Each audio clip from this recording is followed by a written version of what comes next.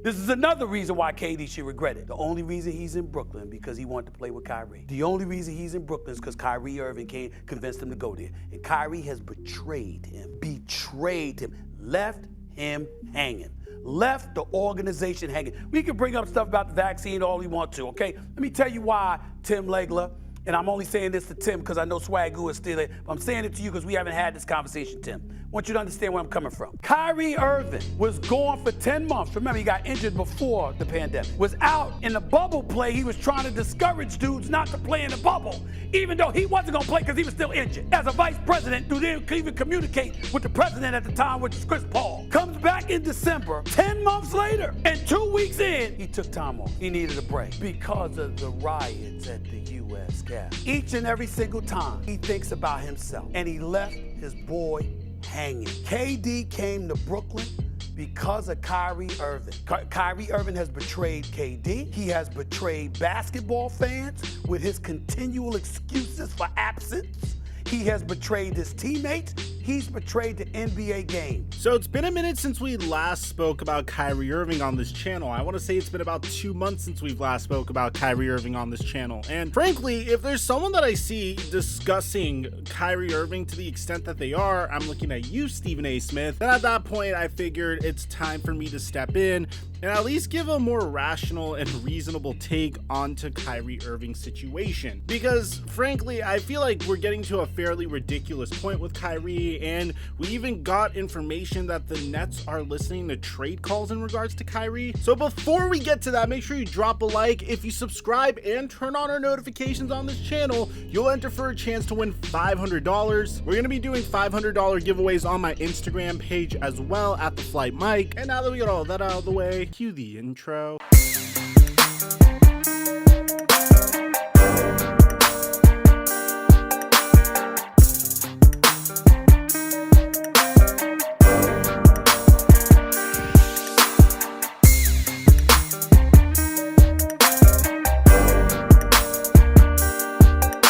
Mic check 1 2 1 2. What's going on, everybody? I'm just gonna give it to you guys straight, man. I'm kind of known as being the Kyrie Irving critic or the Kyrie Irving hater in NBA YouTube. And it's not really that I dislike Kyrie or hate Kyrie as a person. I just feel like the rationale for some of his actions sometimes just is borderline just attention seeking. For example, you had his flat earth comments, which he didn't really believe in. You had the point where he was refusing to talk to the media in the beginning of last year, where Kevin Durant came in and just said, yo dude, just answer your media questions so we can move on with our lives. Like just a little bit respect between us. Nah, but I'm just saying though, cause you ain't did no media or nothing. So you have multiple points where he just takes time off during the regular season and he treats basketball like it's his glorified side hustle, whereas I feel like he is in a very lucky situation to be making millions of dollars playing basketball. Of course, there's also the great career that was gifted to him, which he never seemed satisfied by. He was the #1 overall pick in the 2011 NBA draft, and then after LeBron James came back to his horrific Cleveland Cavaliers team 3 years later, and they competed in multiple NBA finals together, including winning one of the greatest NBA finals that we've ever seen, Kyrie Irving wanted to be traded to the Boston Celtics so he could have his own team. Once traded to the Boston Celtics so he could have his own team, he was still not satisfied by that. So after about 2 years and a promise that he wasn't able to keep to the Boston Celtics, where he claimed that he wasn't going anywhere, he decided to team up with Kevin Durant on the Brooklyn Nets. And for the most part, that's my reason why I usually sound a little bit biased towards Kyrie Irving. I think he's a very talented individual, but I just feel like he's a very volatile human being. But this is a very rare instance where you're actually going to watch a video of me standing up for Kyrie Irving. I know, crazy, because over the past year, if there's one thing that has been very ambiguous as to what's going on, is this COVID pandemic. And don't get me wrong, during April of 2020 or March of 2020, I personally was extremely terrified of COVID, don't get me wrong. Once the vaccine came out, you had the opportunity to get vaccinated, and if you got vaccinated, this didn't really seem to be a matter of life and death anymore. Before you knew it, every single organization was adopting vaccination as the normal thing. Don't be an idiot, get the vaccine so you could protect yourself and you could protect others. And well, that's where we began to have a problem. You had Andrew Wiggins, Jonathan Isaac,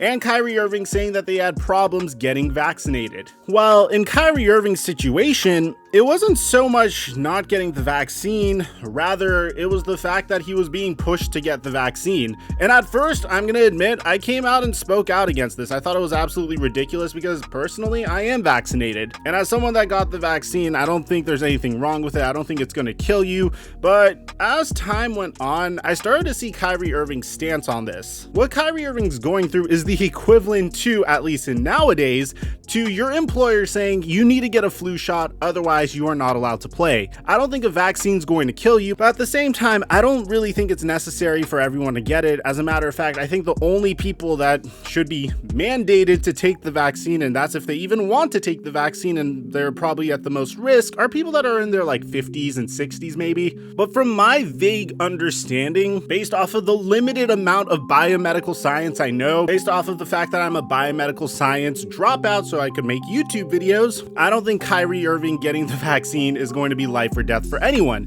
But unfortunately, it is about to drastically affect his career. Now, for those of you guys that know, I actually have an alter ego that covers the NFL called Microphone. I know, shocker, I happen to look like that guy. One of my favorite pieces of NFL content to watch on a daily basis is the Pat McAfee show, and something that he has been doing recently is bringing on Shams Charania periodically to give his take on all things basketball. And Shams Charania came in and gave an update in regards to Kyrie Irving, and it's not going to make Brooklyn Nets fans really happy, and it's going to take this to a new place because Ian Begley actually brings up what's going to end up happening to Kyrie Irving. Yeah, so one thing, it's not really the NBA's mandate, it's New York City's mandate. So there's a new mayor administration that comes into effect in New York City in January. So there had been some talk, like, does that mayor, the incoming mayor, Eric Adams, come in and drop the mandate? And I think that still probably sits in the back of the mind for either Kyrie Irving or the Nets. Like, there's got to be some level of hope. But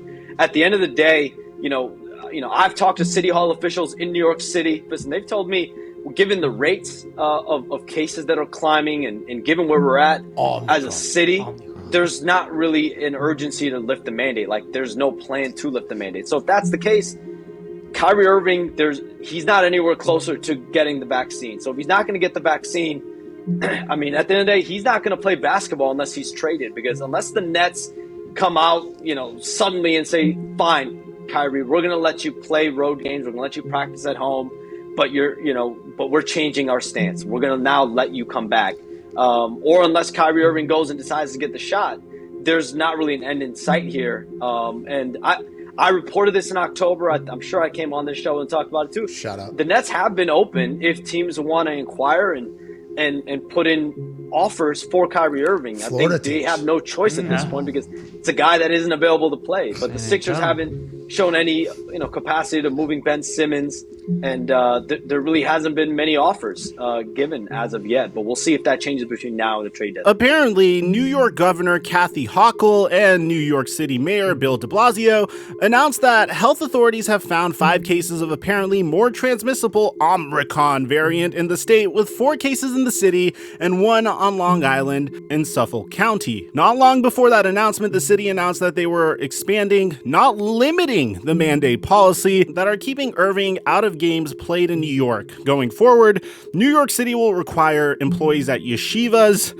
Catholic schools, and other private schools to be vaccinated against the coronavirus. That makes no sense at all whatsoever. I mean, if an Omicron variant is more transmissible, great, but are people dying as a result of it? Is this anywhere close to where it was in the spring of 2020? It doesn't seem like it. I don't think we're in the Spanish influenza stage of the flu anymore. I think this is just something that you're gonna have different variants of year to year for the rest of your life. Does this mean that you should wear a mask everywhere you go and limit what stores are open and completely ruin the economy as a result of it? I don't think so. I think this is the equivalent of you being afraid of the cold for the rest of your life. Omicron could be more transmissible, but at the same time, the cold is fairly transmissible as well. And if you're vaccinated, then it seems like you're going to be okay. And if you don't want to take the vaccine, then you already know the risks at this point. It's been around for a while. You're a big boy. You can make your own decisions. So if Kyrie doesn't want to get the vaccine, or if he wants to do monoclonal antibodies or whatever,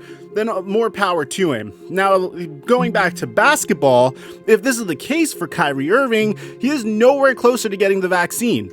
So if he doesn't get the vaccine at the end of the day, he's not going to play basketball unless he's traded. Unless the Nets come out and say, you know, fine, we're going to let you play road games, let you practice at home, we're changing our stance. We're going to let you come back, or unless Kyrie Irving decides to go and get the jab, there's not really an end in sight here. Now, so Cham Sharania also added that the Nets are listening to offers, but the most speculated trade for Kyrie Irving is to Philadelphia for Ben Simmons.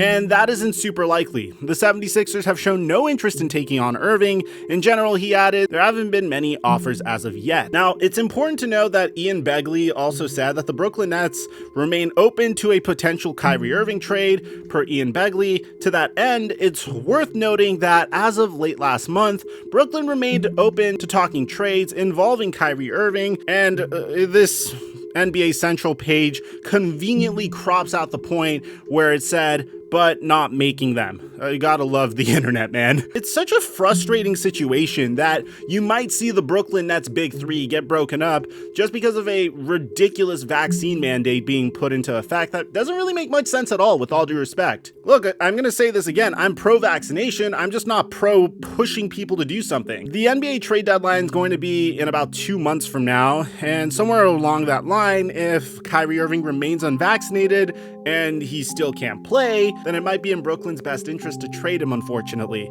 I mean, yeah, you have Kevin Durant and James Harden and Joe Harris, but who knows how long this nucleus is going to be as good as they are. And you have a superstar literally sitting on your bench that for some reason can't play because of New York's silly little vaccine mandate. So let me know in the comment section down below what you guys think about this, man. I hope I didn't lose too many of you guys with my views on the matter. More power to Kyrie Irving for just looking at the BS in our society and just taking a stand against it. Aside from that, I'm your boy Mike. I'm dropping our mic until our next upload.